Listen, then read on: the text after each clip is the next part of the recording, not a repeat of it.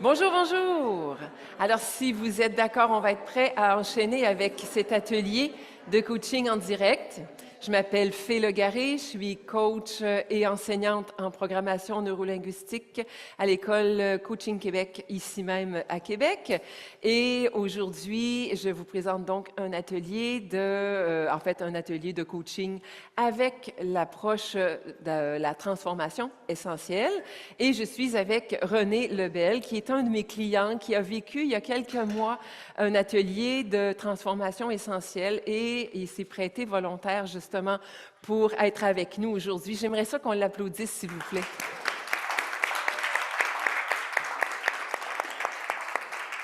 Merci beaucoup.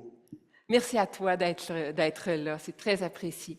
On commence un tout petit peu en retard et évidemment, je veux me garder un petit temps pour vous présenter très, très brièvement ce qu'est la transformation essentielle. Bien, juste à main levée, est-ce qu'il y a des gens qui connaissent la transformation essentielle? OK, donc il y a peu de gens, c'est super. Comme ça va me donner un petit temps pour vous en parler un peu. Et à la fin, j'aimerais bien avoir un temps, si possible, pour prendre quelques-unes de vos observations ou questions. Alors, sans plus tarder, la transformation essentielle, c'est permettre à sa zone d'ombre d'atteindre justement la source intérieure. Donc, on en parle depuis ce matin, hein, de cette espèce d'état d'être, l'état de coach. Hein, et justement, donc ça peut permettre d'opérer les changements les plus durables, les plus efficaces et les plus souhaités. Juste en passant, est-ce que vous m'entendez bien? Est-ce que je parle trop vite? Oui? Je pourrais. Oui, OK. Bon, ouais, ça fait plaisir. Alors, la transformation essentielle, c'est un processus qui a été créé par deux personnes aux États-Unis qui s'appellent Connie Ray et Tamara Andreas. Il y a Steve Andreas aussi qui a collaboré avec eux. Donc, c'est tous les membres d'une même famille, les deux sœurs et le conjoint d'une des deux. Ça a été développé dans les années 80. Les transformations s'effectuent au niveau identitaire. Et ça, je trouve ça vraiment fabuleux pour vous, les coachs, entre autres, qui êtes ici, parce qu'on a très peu de techniques dans le coffre à outils PNL qui travaillent spécifiquement au niveau identitaire. Et ça va plus loin que ça va aussi au niveau du sens de la vie, qu'on appelle parfois le niveau de la spiritualité. Elle nous apprend à honorer les différents aspects de nous-mêmes, un petit peu comme si on avait des parties à l'intérieur de nous. Hein. Des fois, on va dire, il y a une chose que je veux, puis en même temps, je veux son contraire. On a déjà vu ça. Puis des fois, on va dire, c'est en moi, ça m'habite. Ouais, OK. Mais comment on peut arriver à honorer ces parties-là plutôt que de l'essayer de les vaincre? Parce que ce serait très dommage d'avoir comme un ennemi vaincu à l'intérieur de nous. Mais vaut-il mieux s'en faire un allié ou des alliés, si on a plusieurs parties, à uniformiser, pas uniformiser, mais à harmoniser. La transformation essentielle, elle nous apprend donc à devenir de plus en plus entier, de plus en plus complet dans notre être. Et ce qu'elle a de très spécifique, c'est qu'elle nous amène à toucher des états essentiels, c'est-à-dire ce que nous sommes fondamentalement, ce que j'appelle des fois aussi dans notre essence pure, notre identité profonde. Vous pouvez mettre les mots que vous voulez à travers ça, bien entendu. Je vous présente Connie Ray Andreas et sa sœur Tamara Andreas. Bon, dites bonjour. Des fois, ils sont timides un peu. Bon, les états essentiels, on va aller voir, je vais juste présenter une diapo pour chacun des états, puis après ça, on va regarder à quoi on va s'attendre avec le coaching avec René. Donc, un état essentiel, c'est le niveau le plus profond recherché justement par les différentes parties de nous-mêmes. Et comme état essentiel, le premier qu'on a, c'est l'être. L'être, c'est la présence. Et cette présence-là, c'est une grande plénitude. C'est sentir qu'on est dans cette harmonie à l'intérieur de nous et avec son entourage. Et de la présence, c'est de la présence. Être, c'est pas j'essaie d'être. Okay? Un état essentiel, on va le voir un petit peu plus tard aussi, ce n'est pas un état réflexif. La paix intérieure. Bon, j'ai mis une belle phrase d'Indira Gandhi qui nous rappelle qu'il faut apprendre à être calme au cœur de l'activité et débordant de vie tout en étant en repos. M. Mansampais, ce matin, disait aussi que si on était dans l'état de coach tout le temps, on risquerait probablement de tomber dans la somnolence. Alors, on va le voir tout à l'heure. On va pouvoir atteindre, on va ressentir, on va être témoin de René qui va atteindre un état essentiel, peut-être que ça va aussi vous permettre d'entrer dans un état essentiel pour vous aussi, et à la fois de continuer d'être dans l'action, non pas en étant mu par les désirs de notre ego, mais en étant mu en premier par les... il n'y a pas de désir dans l'être, dans l'identité profonde, mais en étant mu donc par cette belle énergie-là. Donc, la paix intérieure, c'est notre deuxième état essentiel. Le troisième, c'est l'amour, et qui n'a rien à voir avec l'amour qu'on cherche à avoir. L'amour, c'est comme je disais tout à l'heure, la présence. Même chose pour la paix intérieure. Qu'est-ce qu'il y a à l'intérieur de nous dans un état essentiel? Là, quand c'est de l'amour, c'est de l'amour. Et ça ne cherche rien d'autre, c'est de l'amour. Et c'est tout. Et donc, ça dépasse la vision de l'amour romantique, ça va au-delà de nos propres limites et des limites aussi qui séparent les gens. Donc, on est dans le prochain, le sentiment de bien-être, donc juste le sentiment de bien-être, savourer sa valeur intrinsèque sans rien chercher d'autre. Encore une fois, ce n'est pas un état réflexif. Et le dernier, l'unité, cette espèce de connexion spirituelle, sentiment d'unité avec toute chose, de sentir qu'on est un avec ce qui est là. Et encore une fois, on pourrait revenir en disant, c'est aussi relié à la présence, c'est relié à l'amour, c'est relié à la paix, c'est relié au sentiment d'être bien. Alors, va pour la présentation. Jérémie, si tu veux, tu peux même éteindre l'écran. Alors, à quoi on va pouvoir s'attendre avec René? Il y a différentes étapes dans le processus de transformation essentielle. On ne les verra pas toutes en dedans d'une quarantaine de minutes. On va en voir une certaine partie. Et comme on fait souvent dans les rencontres avec nos clients, quand on n'a pas l'occasion de terminer un protocole, on s'assure que la personne est en ressources. On termine de manière justement à lui faire vivre et explorer, approfondir ce qui a été vécu dans la rencontre. C'est ce que vous allez voir. Et à la suite de ça, moi, je vais faire un petit pont vers le futur en lui disant qu'est-ce qui pourra aussi avoir lieu lors de la prochaine séance que j'aimerais bien vous inviter aussi à être là. On verra. Je vais en parler avec Michel. Bien. Alors, comme je vais prendre quelques notes, je vais garder avec moi ma feuille et mon stylo. Ça va bien, René? Très, très bien. Toi aussi? Ben oui, merci. Merci de me recevoir. Oh, c'est un plaisir. René, tu m'as parlé déjà qu'il y avait justement un comportement que tu as qui t'amène à espérer autre chose. De quoi tu aimerais... est-ce que c'est toujours ça et de quoi il s'agit-il? Oui. Alors, j'aimerais qu'on travaille aujourd'hui sur le fait que j'ai tendance souvent à dire oui, et ça au détriment de moi-même et surtout de mes proches, bien souvent. Ouais. Donc, dire oui au détriment de toi-même et de tes proches. Et dans quel contexte ça survient? Est-ce que c'est plus au niveau professionnel, au niveau familial? Au niveau de nos relations, de mes relations amicales, bien Oui. souvent, je suis quelqu'un d'assez généreux et je crois que les gens capitalisent parfois là-dessus. OK. Donc, quand tes amis te demandent quelque chose, c'est là que tu dis oui, et parfois c'est donc au détriment de toi-même et de tes proches. Exactement. Quand tu dis tes proches, j'imagine, ce sont des gens de ta famille. De ma famille directe, ma femme, Ouais. 2 filles. OK. Puis, outre ces conséquences-là qui sont liées à ta femme, à tes enfants, la famille, quelles sont les autres conséquences que tu vois qui t'invitent justement à transformer ce comportement-là? Ben, certain que je vois l'impact que ça a sur eux.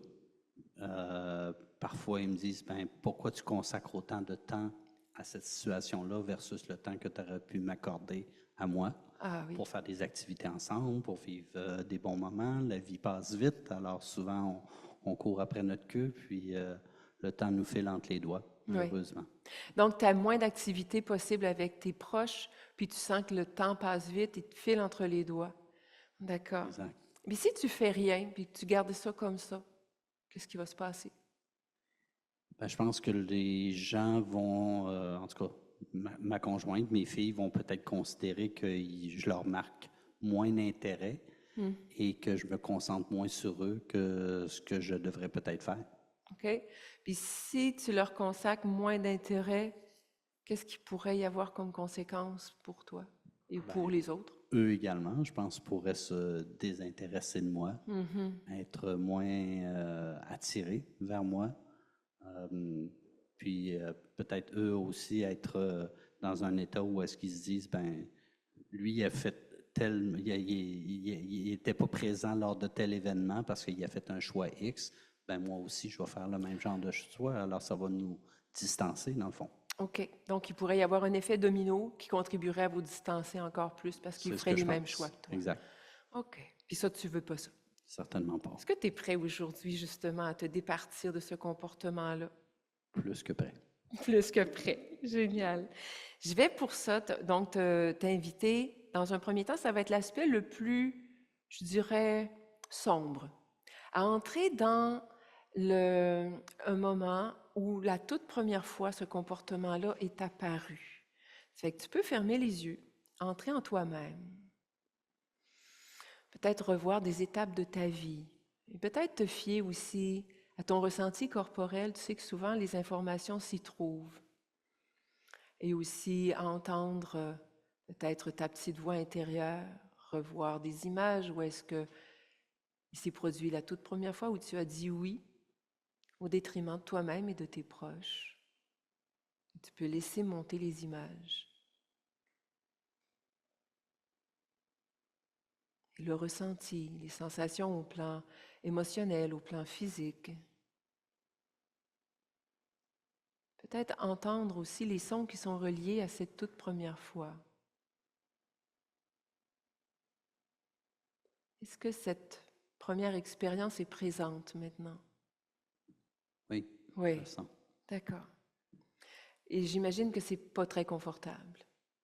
Non, Non. en effet. Ouais. Alors tu peux être rassuré, je te laisserai pas là longtemps. Mais je vais te proposer d'observer que c'est une partie de toi qui a créé ce comportement. Ce n'est pas tout ton être. Tu es d'accord? Oui. Ouais. Et cette partie de toi qui a créé ce comportement, qui t'a fait dire oui au détriment de toi-même et de tes proches, où est-ce que tu la ressens à l'intérieur de toi? C'est peut-être dans le corps, justement. Au niveau de l'abdomen? Au niveau de l'abdomen. Très bien. C'est souvent là, d'ailleurs. Hein?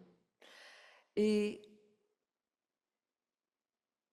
tu vas peut-être remarquer qu'elle a quelque chose à te dire, cette partie de toi. Elle a peut-être une voix intérieure.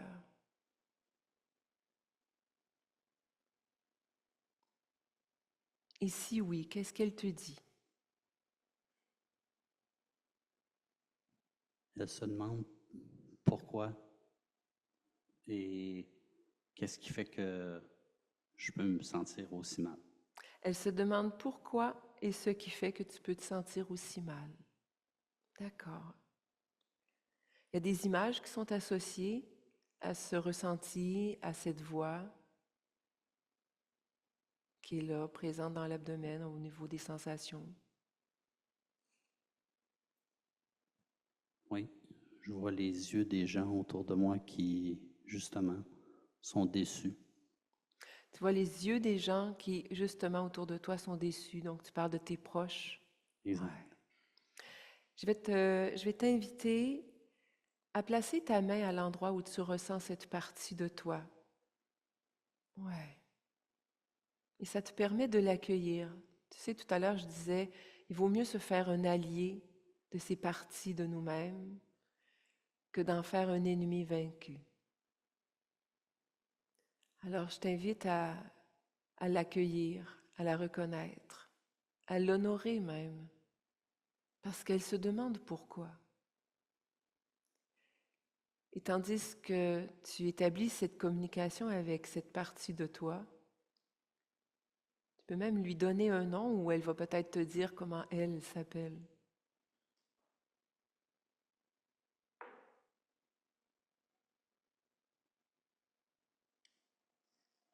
Je pense qu'elle s'appelle Aide-moi. Elle s'appelle Aide-moi. D'accord. Tu peux la remercier pour les informations qu'elle te donne. Je te remercie d'être là, en dedans de moi. Très bien. Alors, la partie la plus sombre est déjà passée, René. Puis là, ce que je vais te proposer de faire, c'est de continuer cette communication avec Aide-moi et de lui demander ce qu'elle veut faire de bien pour toi en te faisant avoir ce comportement. Qu'est-ce qu'elle veut faire de bien en te faisant dire oui au détriment de toi et de tes proches?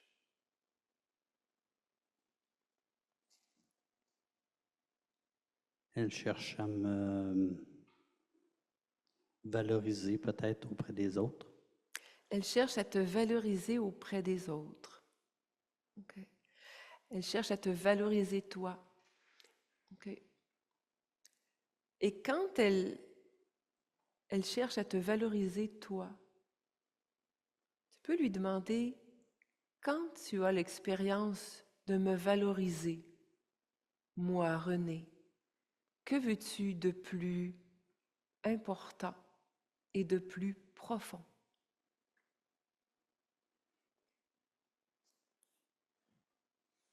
Elle cherche le bonheur de tous. Elle cherche le bonheur de tous. Tu peux la remercier pour ses réponses. Hein, elle cherche à te valoriser. Elle cherche le bonheur de tous. Et tu peux lui demander, quand tu as l'expérience du bonheur de tous, que veux-tu, en ayant le bonheur de tous, d'encore plus important et de plus profond? Elle cherche l'harmonie et le bien-être de tout le monde. Elle cherche l'harmonie et le bien-être. À cette étape, si tu lui demandes quelle différence elle fait entre l'harmonie et le bien-être,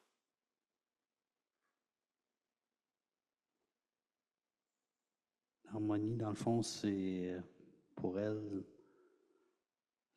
c'est que tout le monde soit heureux du mieux possible par rapport à ce que moi je peux les aider à obtenir. Puis le bien-être, ben, dans le fond, c'est pour elle le sentiment que tout le monde a le sourire, tout le monde est heureux, tout le monde cohabite, puis il n'y a pas de problème. OK. Tu as nommé que dans l'harmonie, il y a que tout le monde soit heureux, puis dans le bien-être aussi, tu as nommé, j'ai entendu ce point commun. Demande-lui s'il y a harmonie et bien-être, quel nom en commun, ou nom commun et non pas nom propre, mais quel nom commun, quel terme elle verrait pour qualifier les deux ensemble.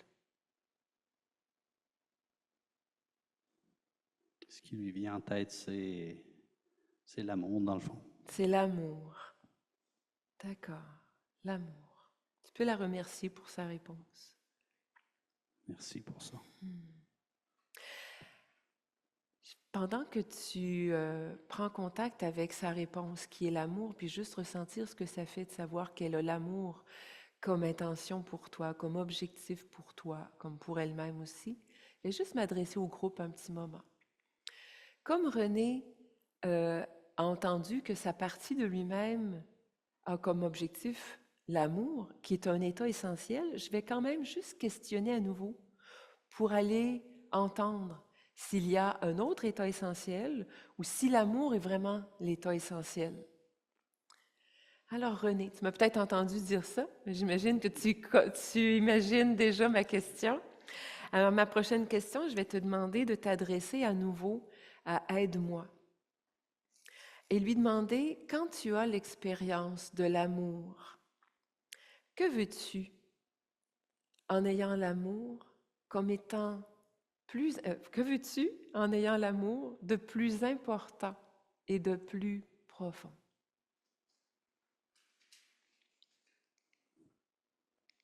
Je pense qu'elle veut la plénitude absolue. La plénitude absolue. Et tu penses qu'elle veut ça. Si tu vas le vérifier, en descendant justement dans cette partie de ton corps où elle loge, juste sous ta main, dans cet espace où Il n'y a pas de pensée, il n'y a pas de jugement, il n'y a que du ressenti. Il n'y a que cette plénitude, peut-être même, cette présence. Il va juste entendre sa réponse. Ça peut être un signe au plan physique, au plan émotionnel. Ça peut être aussi une voix, un message.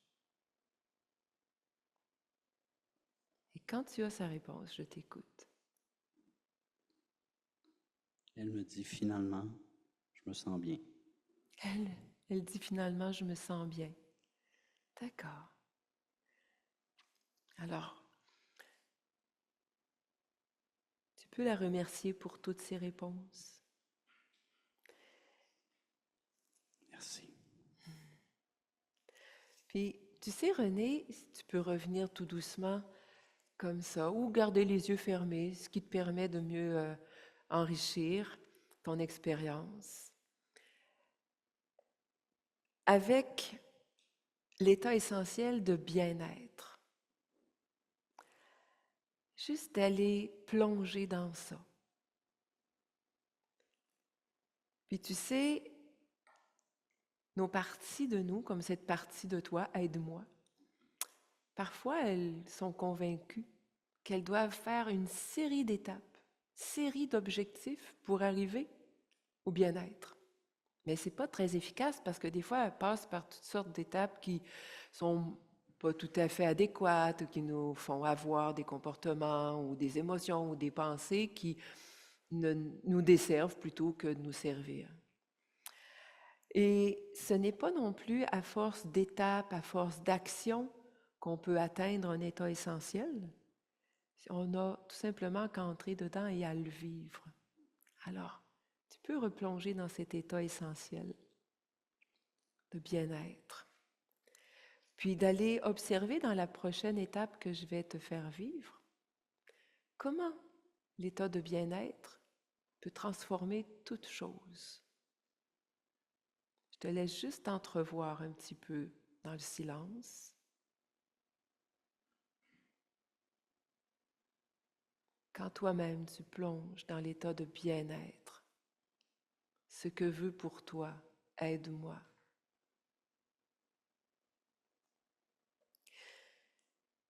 Et comme elle veut ça, tu peux lui donner le bien-être de plonger dans le bien-être avec toi.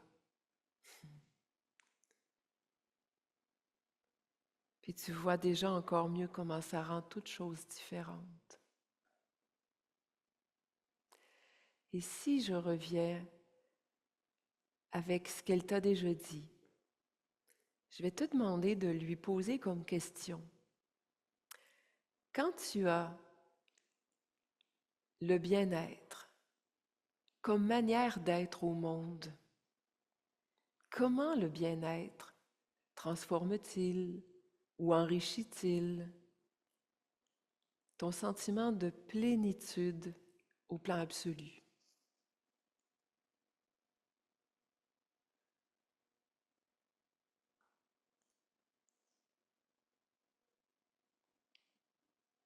Il me permet d'aimer et d'être aimé. Ah oui. Donc elle te dit qu'elle te permet, elle se permet d'aimer et d'être aimée. Très bien. Et tu peux lui demander maintenant, chère partie, aide-moi. Quand tu as le sentiment d'aimer et d'être aimé, c'est bien ça, hein? Ouais.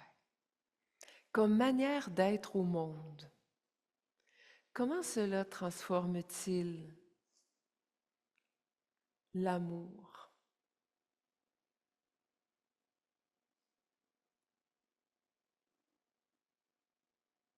Ça me permet d'être plus libre. D'être plus libre. Très bien. Et quand, tu peux lui demander, quand tu as ce sentiment d'être libre, avec toujours l'état essentiel de bien-être, comment être libre transforme-t-il ou enrichit-il le bonheur de tous? En fait, ton expérience de vouloir le bonheur de tous.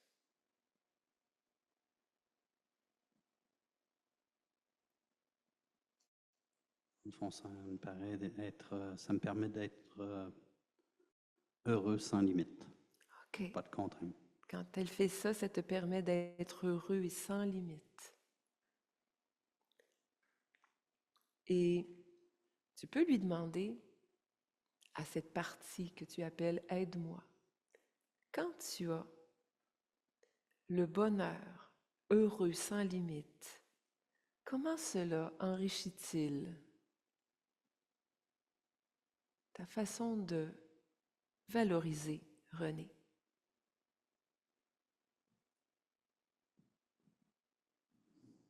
Ça me permet d'être sans avoir besoin de gérer le paraître. Oh, ça lui permet d'être sans avoir à gérer le paraître.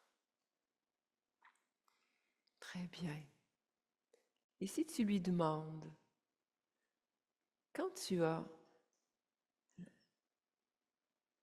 la capacité d'être sans avoir à gérer le paraître comme manière d'être au monde, en valorisant René, comment cela transforme-t-il, ou oui, transforme-t-il le fait de dire oui au détriment de toi-même et de tes proches?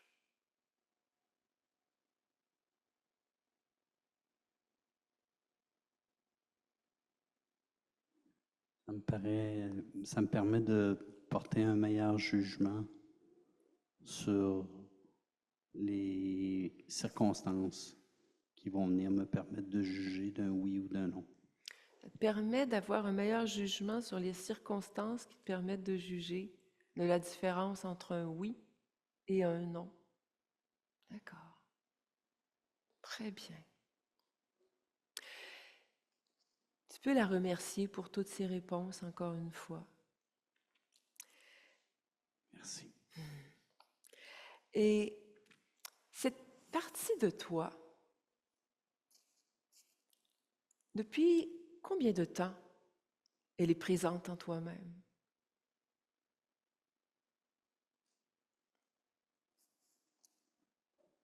Les premiers souvenirs de ça, c'est dans ma jeunesse, peut-être au jeune âge de 4, 5, 6 ans. OK. Dans ta jeunesse, vers l'âge de 4, 5 ou 6 ans. Peut-être que toi déjà, hein, tu as des souvenirs, des images, des circonstances, des événements. Et si tu lui demandais, crois-tu que tu as la maturité qu'il faut aujourd'hui et toute la sagesse qu'il faut? Ou te faudrait-il grandir jusqu'à l'âge actuel que toi tu as, René? Si elle grandissait jusqu'à ton âge actuel, qu'est-ce que ça pourrait donner? Est-ce qu'elle serait d'accord pour grandir avec l'état essentiel qui est le bien-être? Oui, avec un peu d'aide, je pense que oui, elle peut le faire. Oui, elle est d'accord? Elle est d'accord. Elle est d'accord. Demande-lui si elle est d'accord aussi à avoir les bénéfices de l'état essentiel tout en grandissant dans le temps, depuis son âge actuel de 4, 5 ou 6 ans jusqu'à ton âge actuel à toi. Oui. Oui.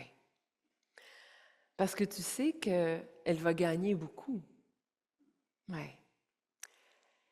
Et en même temps, tu peux te permettre justement de la laisser grandir si toi, tu peux l'accompagner maintenant. Et la laisser grandir jusqu'à ton âge actuel. Puis peut-être, pendant que tu la laisses grandir, de voir des circonstances de ta vie où est-ce qu'elle t'a fait avoir ce comportement de dire oui au détriment de toi-même et d'autres personnes dont tu es proche. Et peut-être de voir ce que ça t'a permis ou ce que ça a permis. Et peut-être de voir aussi ce que ça a rendu impossible.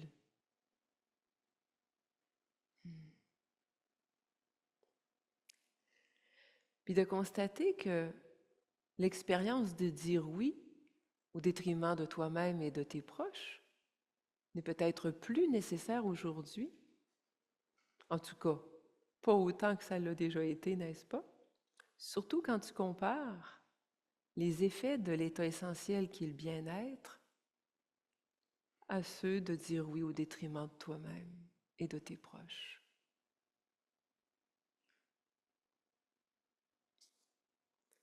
Et tu amènes cette partie de toi à constater la même chose, à voir les effets bénéfiques de grandir, d'acquérir la sagesse que procure le bien-être.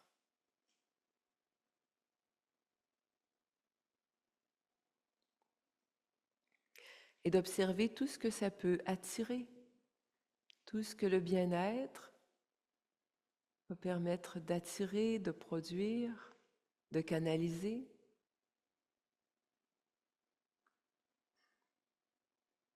Et alors que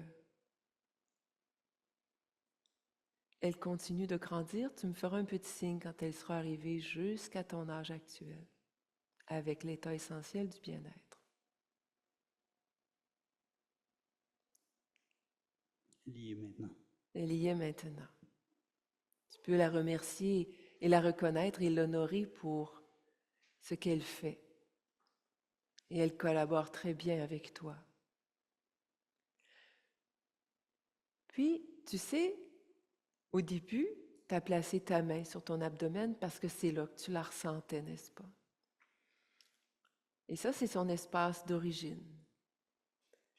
Je vais t'inviter maintenant à la laisser prendre plus de place à l'intérieur de toi maintenant qu'elle a l'état essentiel de bien-être, puis qu'elle sait qu'elle n'a plus à se soucier de être ou de paraître, de valoriser, de se poser des questions. Elle a juste à être dans le bien-être. Et là, elle peut se diffuser dans ton être. Ouais, comme ça. Et tu peux observer justement combien ça change ton état, de la laisser occuper chacune de tes cellules.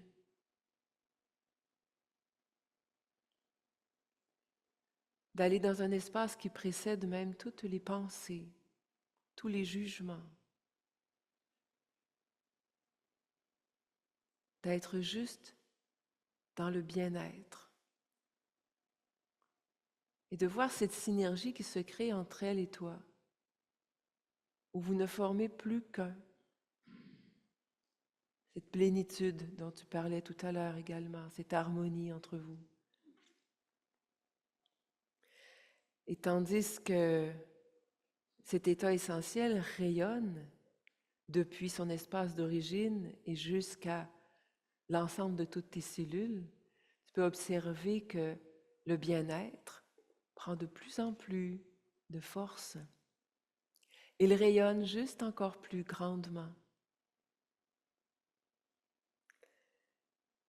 Et tu peux ressentir qu'il fait partie maintenant de ton codage, de ton ADN même. Tu le savais peut-être pas, mais c'était toujours là depuis le début. Et maintenant, tu le sais. Tu peux déjà en observer les effets. Si je te demande d'ailleurs, en observant ces effets, que tu sembles voir un peu ça se peut? Qu'est-ce que tu vois, qu'est-ce que tu ressens comme effet de sa présence qui est maintenant dans l'état essentiel du bien-être, tandis que tu y es aussi? Qu'est-ce que tu observes? J'observe que je suis plus alerte. Tu es plus alerte. Je n'ai pas besoin de réfléchir, elle est là. Tu n'as pas besoin de réfléchir, elle est là. Puis si tu imagines la prochaine fois où tu pourrais avoir un ami qui te formule une demande, comment ça va se passer maintenant que tu n'as plus besoin de réfléchir, elle est là, tu es alerte, comment ça va se passer? Enfin, j'ai un outil rapide sous la main qui va me permettre de penser à moi et à mes proches de façon, dans un premier temps, avant de penser aux autres. OK. Cet outil rapide-là, qu'est-ce que c'est? C'est mon ami qui est là maintenant. C'est ton ami qui est là maintenant. qui s'appelait Aide-moi tantôt. Est-ce qu'elle porte le même nom ou elle a fait un changement?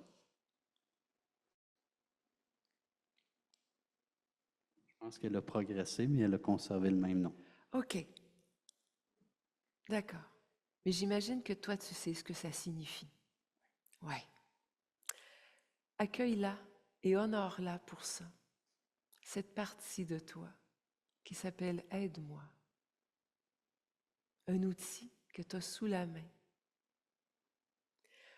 Puis tu sais, la prochaine fois qu'on va se revoir, tu auras l'occasion d'aller approfondir juste encore plus cet état d'être, ce bien-être avec elle. Puis, je vais t'amener dans un espace où est-ce que tu vas pouvoir généraliser ça dans tout ton passé, ton présent, ton futur et peut-être même, si tu le désires, vers les générations précédentes, tes parents, tes grands-parents, pour qu'ils aient eux aussi ce bien-être et puis que ça transforme tout ton passé, tout ton présent et que ça irradie sur ton futur. T'aimerais ça? J'adorerais ça. Mais ça va me faire un grand plaisir. Merci à Merci, toi. Fée. Merci beaucoup. J'aimerais bien qu'on applaudisse René, s'il vous plaît. Merci. Merci à toi. C'est génial. Est-ce que vous avez des questions? Parce que je pense qu'on est arrivé dans les temps. Est-ce que vous avez des questions, des observations? Oui. Mon conjoint, qui était son coach, m'a fait la transformation essentielle une fois, puis il y a plein de parties immatures qui se sont réveillées. Et à un moment donné, c'était dur de savoir jusqu'à où qui faisait parler. Moi, je disais, demande-leur au moins leur attention positive. Ils me coachaient, mais je disais quoi faire. Mais pas grave, je suis capable.